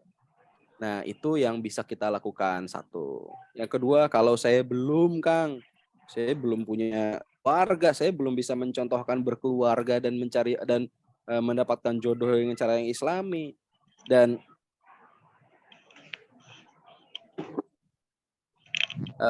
tantangan memang bagi para akhwat ya, terutama nih. Mohon perhatian para ikhwan nih. Karena para akhwat itu bebannya luar biasa ya. Selain dia juga harus menjaga idealisme tanpa pacaran, tapi juga realitas adalah laki-laki yang mau dengan konsep-konsep seperti tadi itu tidak banyak. Gitu. Ini mempertemukan realitas dengan idealitas. Ya, para akhwat itu perlu berjuang untuk menjaga idealisme ya, mendapatkan jodoh tanpa pacaran. Tapi realitasnya laki-laki itu tidak banyak yang mau menerima konsep itu. Ya, dan tidak banyak yang mencari akhwat yang memiliki idealisme seperti itu. So, kembali ke pertanyaannya Teh Uni, gimana kita memberitahukan kepada orang lain? Ya tadi, kasih dengan contoh yang baik dulu. Kalau toh bukan dari pernikahan, adalah dari apa yang kita lakukan. Kalau teman-teman kuliah di IPB, tunjukkan kalian bersyukur dengan berkuliahnya di IPB itu. Lalu juga buktikan bahwa dengan hasil kuliahnya Anda bermanfaat di tengah-tengah masyarakat, Anda bisa mandiri begitu ya, Anda bisa membahagiakan dan membanggakan kedua orang tua begitu ya. Lalu ketika sudah mendapatkan kesan ya, menorehkan kesan di tengah-tengah circle seperti itu, ketika kita ngomong, omongannya didengar. Itu Teh Uni, mudah-mudahan manfaat. Baik, syukur Ustaz atas jawaban yang telah disampaikan. Berikut mungkin jawabannya Mbak Uni mengenai pertanyaan yang tadi diberikan begitu ya. Jadi kita harus pertama mungkin memberikan contoh terbaik begitu ya.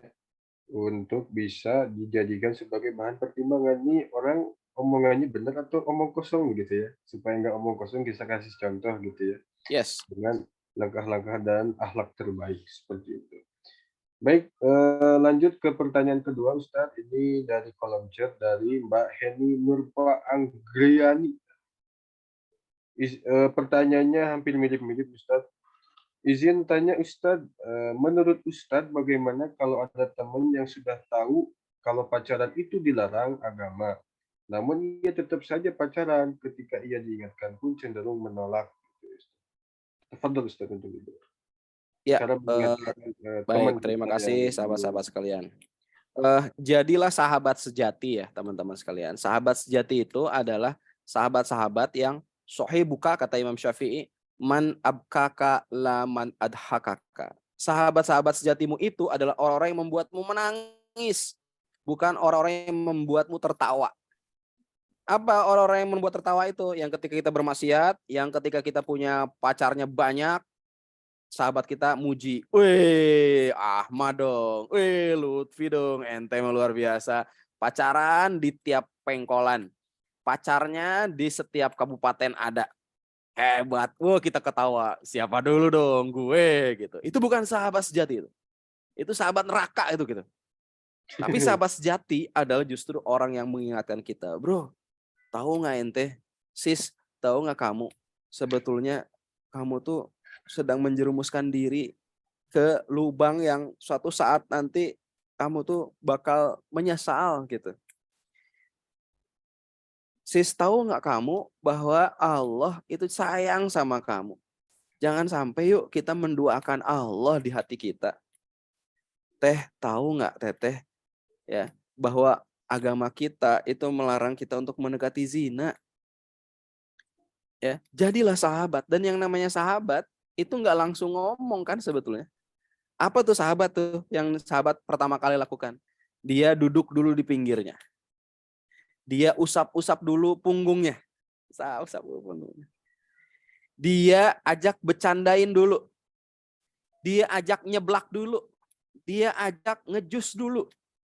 Udah gitu sambil nyeblak, sambil ngejus, sambil duduk bareng, sambil diusap-usap punggungnya, barulah kita ngomong dengan pilihan kata terbaik, dengan hikmah yang dicontohkan oleh Rasulullah SAW, diajarkan oleh Allah Subhanahu Wa Taala, ya kita nasihatin mereka. Nolak gimana? Nasihatin lagi. Nolak lagi gimana? Jangan menjadi sahabat yang menyerah. Begitu. Bukankah tanda keimanan, kata Rasulullah SAW, adalah la yu'minu ahadukum hatta yuhibbu li akhihi ma yuhibbu li nafsih. Tidaklah beriman seseorang kecuali dia sudah mencintai bagi saudaranya apa yang dia cintai bagi dirinya. Apa yang kita cintai bagi diri kita? Keselamatan. Apa yang kita cintai bagi diri kita? Hidayah. Apa yang kita cintai bagi diri kita? Jalan yang Allah ridhoi. Maka kita pun ingin hidayah sampai kepada sahabat saudara kita.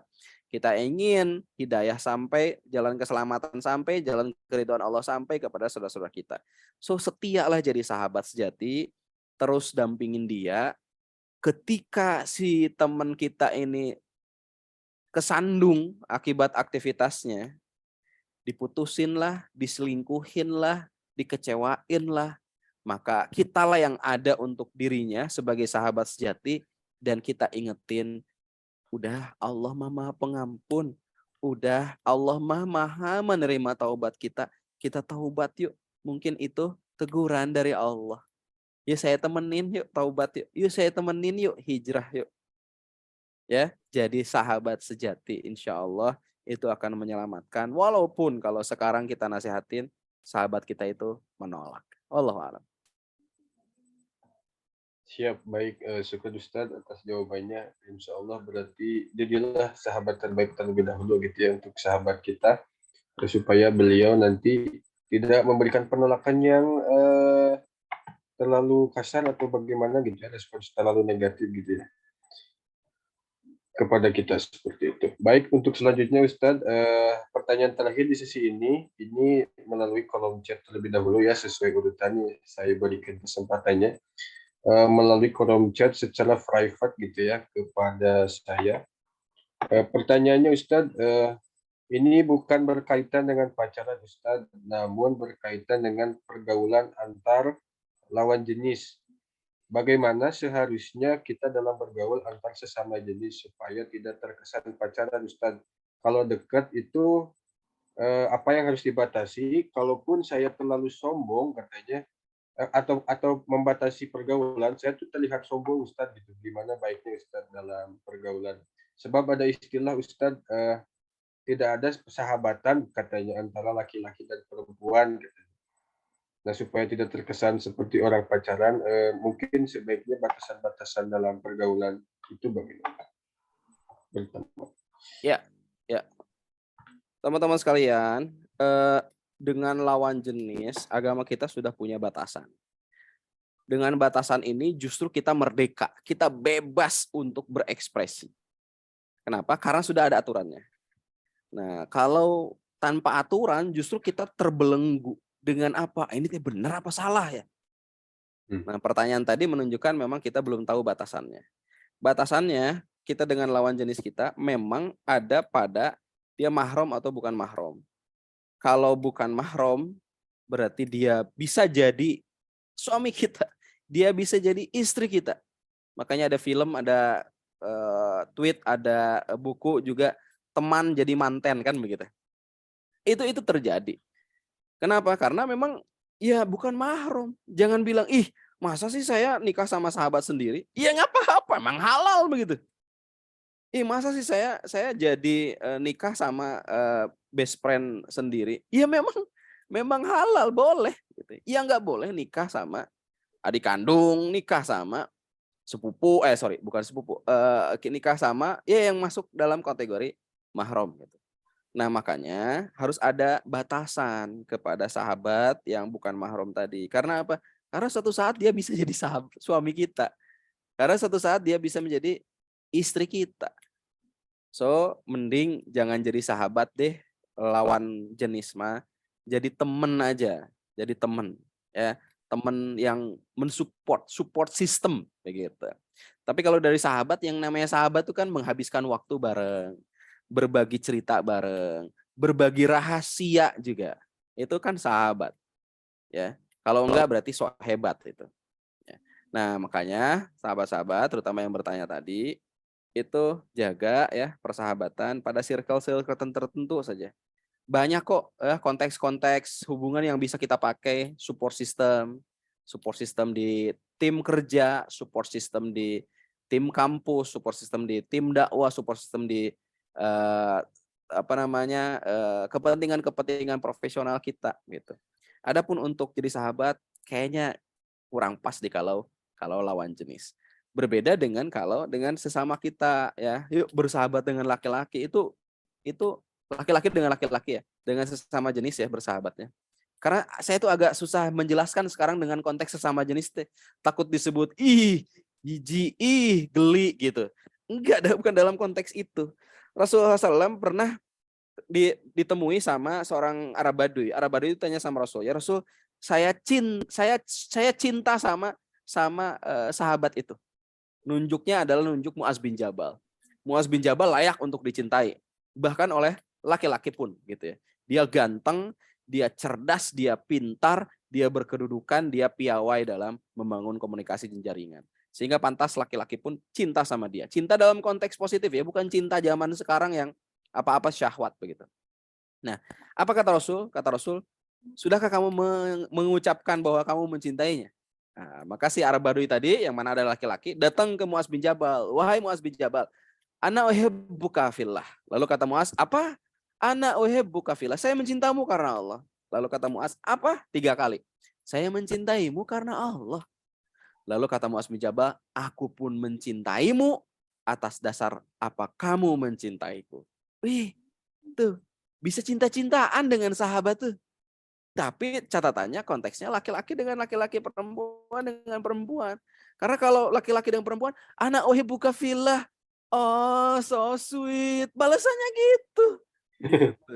Ya, maka yuk kita manage ulang ya circle kita manage atur ulang ya dengan siapa kita membangun relasi dan sih masih banyak jalan-jalan untuk kita membangun relasi nyaman tanpa harus sombong dengan sahabat kita awalnya, dengan teman baik kita awalnya. Wallahu a'lam. Baik Ustadz, terima kasih atas jawabannya tadi begitu ya.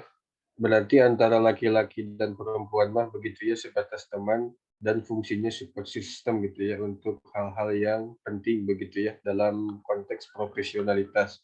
Dan apabila dengan sesama jenis memang dianjurkan ya kita untuk saling mencintai, untuk memperkokoh gitu ya barisan dalam mencintai Islam lah, kurang lebih ke sana arahnya mah, untuk mencintai Sang Halik. Seperti itu. Terima kasih Ustadz atas jawabannya. Untuk selanjutnya kita akan ada pertanyaan nih Ustadz langsung dari Mas Ahmad Irfan Pratama tadi yang sudah raise kepada Mas Irfan, silahkan untuk pertanyaannya. Makasih Mas Lutfi. Assalamualaikum Ustadz. Waalaikumsalam warahmatullahi wabarakatuh, Pak Ketu. Masya Allah. Izin nanya nih Ustadz, tadi kan yang dibahas itu heteroseksualitas gitu ya. Nah gimana kalau yang terjadi adalah ini terjadinya di homoseksualitas gitu Ustadz. Jadi ada fenomena yang laki-laki atau perempuan ini, laki-laki deh misalnya, laki-laki ini memang suka sama laki-laki dalam hal syahwat gitu. Dia nggak tertarik sama lawan jenis, dia tertariknya sama laki-laki juga, dan dia udah punya hubungan sama laki-laki lain gitu. Nah ada fenomena bahwa caranya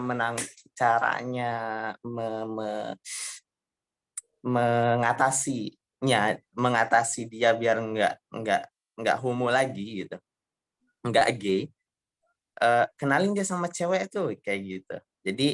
Jadi untuk mengatasi kesukaan dia sama lawan jenis, untuk menjauhkan dia dari pasangan gay-nya ini, dia mau dikenalkan sama perempuan biar si laki-laki ini tertarik sama perempuan, terus pacaran, akhirnya nanti lama-kelamaan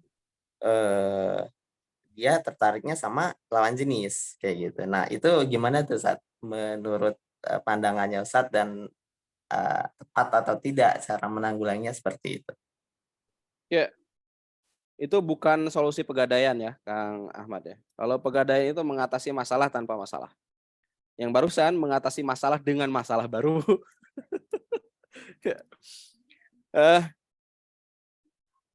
Pernah lihat fenomena Aming, mantan Extravaganza dulu, Trans TV ya.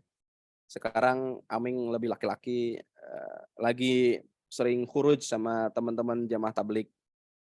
Ya, lalu saya juga beberapa kesempatan mempelajari kasus-kasusnya seperti itu ya. Ternyata lingkungan itu berpengaruh teman-teman sekalian. Kenapa Aming bisa ke perempuan-perempuanan? Kenapa saya boleh izin dulu sebentar ke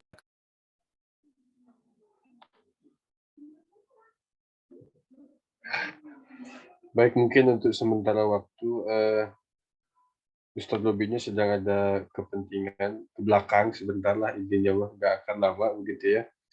Kurang lebih mari kita tunggu sejenak begitu kan terkait tentang lanjutan diskusinya. Silakan mungkin difikirkan juga sambil menunggu Ustadz untuk pertanyaan-pertanyaannya. Kurang lebih ada waktu sekitar 2 menit lagi lah. Atau Ustadz bisa dilanjutkan Ustadz?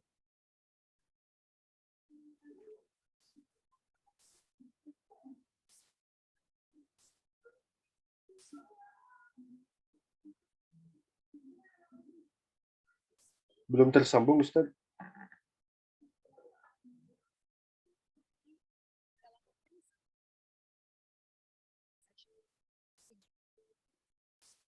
Puasa yang kita jalankan.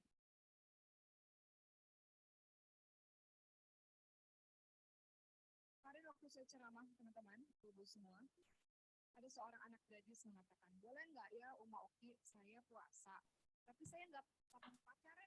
Cek. Mungkin di mute dari headsetnya mungkin Ustadz.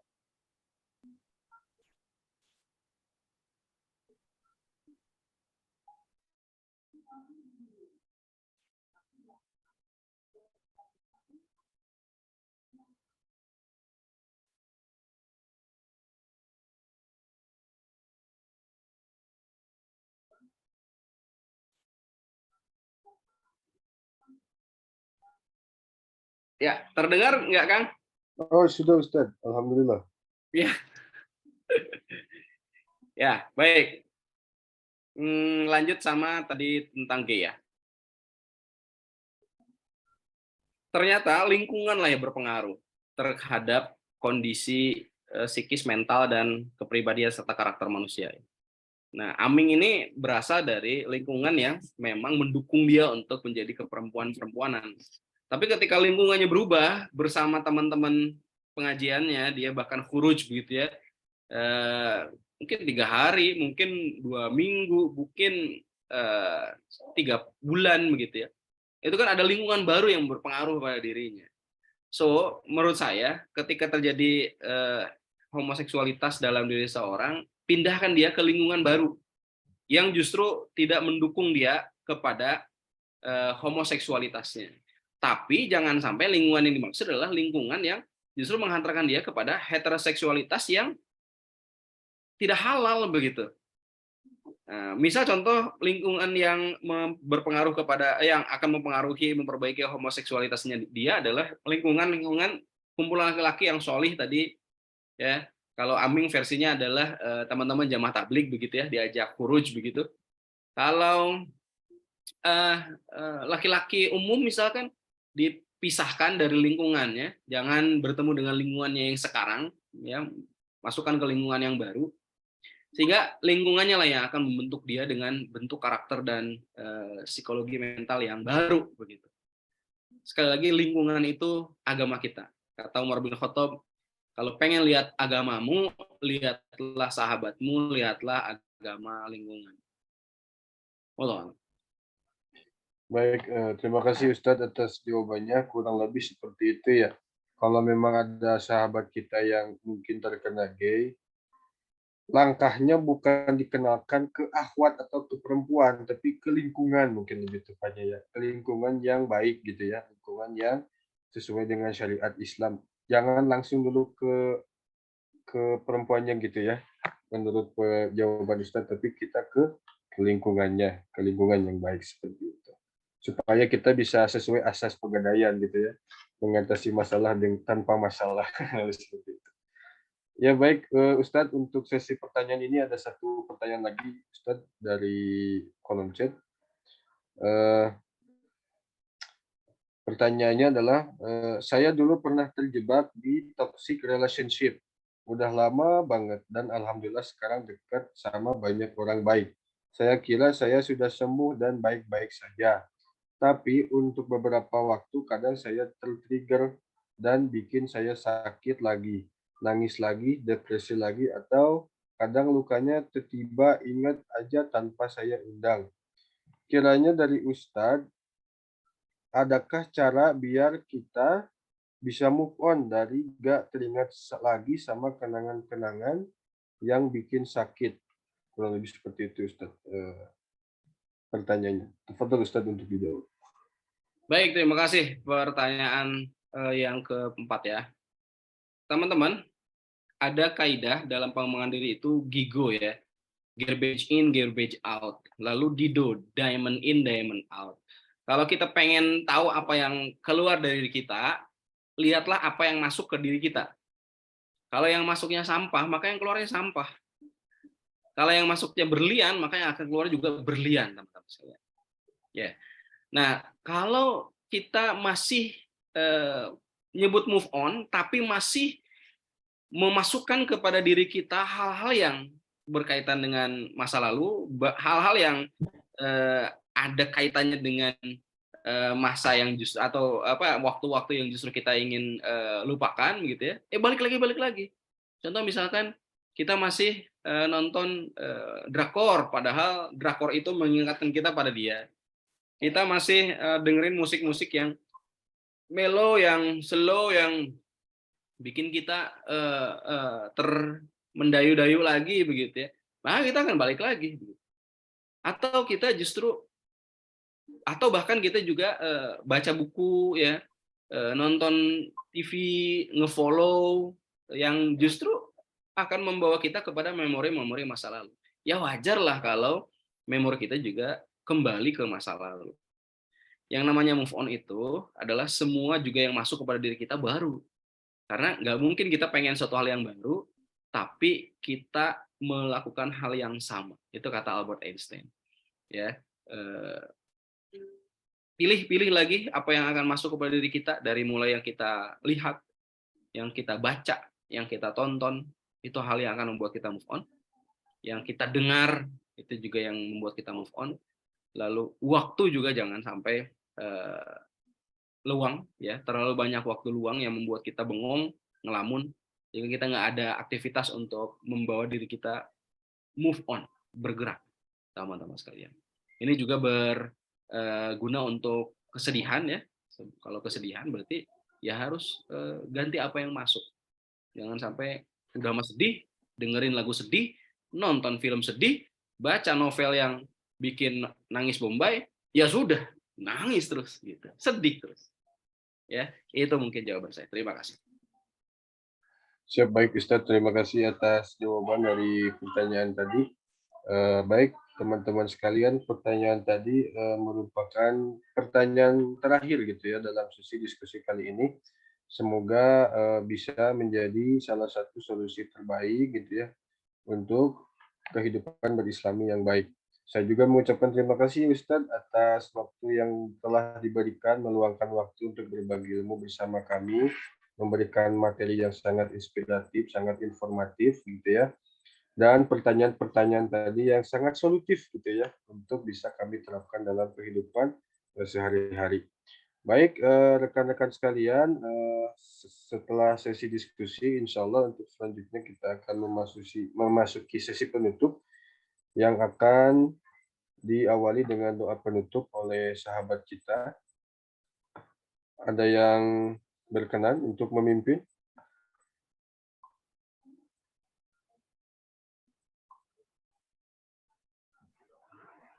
Oke, Silakan.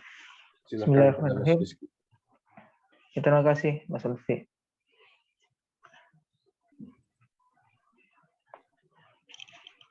Astaghfirullahalazim alladzi la ilaha illa huwal hayyul qayyum wa atubu ilaih. Astaghfirullahalazim alladzi la ilaha illa huwal hayyul qayyum wa atubu ilaih. Astaghfirullahalazim alladzi la ilaha illa huwal hayyul qayyum wa atubu ilaih. أعوذ بالله من الشيطان الرجيم بسم الله الرحمن الرحيم اللهم صل على سيدنا محمد وعلى آل سيدنا محمد حمدا شاكرين حمدا ناعمين حمدا يكافي نعمه ويكافي مزيده يا ربنا لك الحمد كما ينبغي للجلال وجهك الكريم وعظيم سلطانك اللهم تقبل منا صلاتنا وصيامنا وقيامنا وركوعنا وسجودنا وتخصصنا وتمم تقصيرنا يا الله يا رب العالمين اللهم إنا نسألك سلامة في الدين وعافية في الجسد وجلة في علمنا وبركة في رزقنا وطابة قبل الموت ورحمة عند الموت ومغفرة بعد الموت اللهم حاول علينا يا الله في سكرات الموت ربنا لا تزغ قلوبنا بعد إذ هديتنا وهب لنا من لدنك رحمة إنك أنت الوهاب ربنا ظلمنا أنفسنا وإن لم تغفر لنا وترحمنا لنكونن من الخاسرين ربنا آتنا في الدنيا حسنة وفي الآخرة حسنة وقنا عذاب النار اللهم إنك عفو كريم تحب العفو فاعف عنا يا كريم اللهم إنك عفو تحب العفو فاعف عنا يا كريم اللهم إنك عفو تحب العفو فاعف عنا يا كريم استجب دعانا يا الله ربنا ظلمنا أنفسنا وإن لم تغفر لنا وترحمنا لنكونن من الخاسرين ربنا آتنا في الدنيا حسنة وفي الآخرة حسنة وقنا عذاب النار بفضلك سبحان ربك رب العزة عما يصفون وسلام على المرسلين والحمد لله رب العالمين Amin ya rabbal alamin. Terima kasih Mas Rizky yang sudah memandu doanya. Semoga apa yang kita doakan bisa dikabulkan oleh Allah Subhanahu wa taala. Sekali lagi saya mengucapkan terima kasih kepada Ustadz Robi Muharram yang sudah menyampaikan materinya. Semoga apa yang telah beliau sampaikan bisa menjadi salah satu wasilah amal jariah bagi beliau. Dan semoga kita juga sama-sama mendoakan semoga Allah senantiasa melimpahkan rahmat dan kasih sayang serta kesembuhan serta kesehatan untuk Ustadz Robi Muharram. Saya juga mengucapkan terima kasih kepada rekan-rekan sekalian, Bapak Ibu sekalian, para peserta kajian yang sudah menyempatkan waktu untuk hadir dalam kajian kita pada hari ini. Semoga bisa menjadi wasilah untuk beramal. Dan nantikan kembali gitu ya kajian-kajian kami ke depan, insya Allah akan rutin untuk diadakan kajian. Stay tune di Instagram kami @kof.institute, kemudian di WA group kami gitu ya, WA group kajian bersama Kof Institute. Baik, saya juga memohon maaf sebagai pembawa acara dalam menyampaikan acara ada kekurangan. Akhirul kalam. Wassalamualaikum warahmatullahi wabarakatuh. Waalaikumsalam warahmatullahi wabarakatuh. Tafadhol bagi yang ingin melanjutkan ke aktivitas selanjutnya. Ustaz, jazakallah khairan katsiran. Waalaikum izin ya. Pamit. Assalamualaikum. Waalaikumsalam. Waalaikumsalam warahmatullahi wabarakatuh.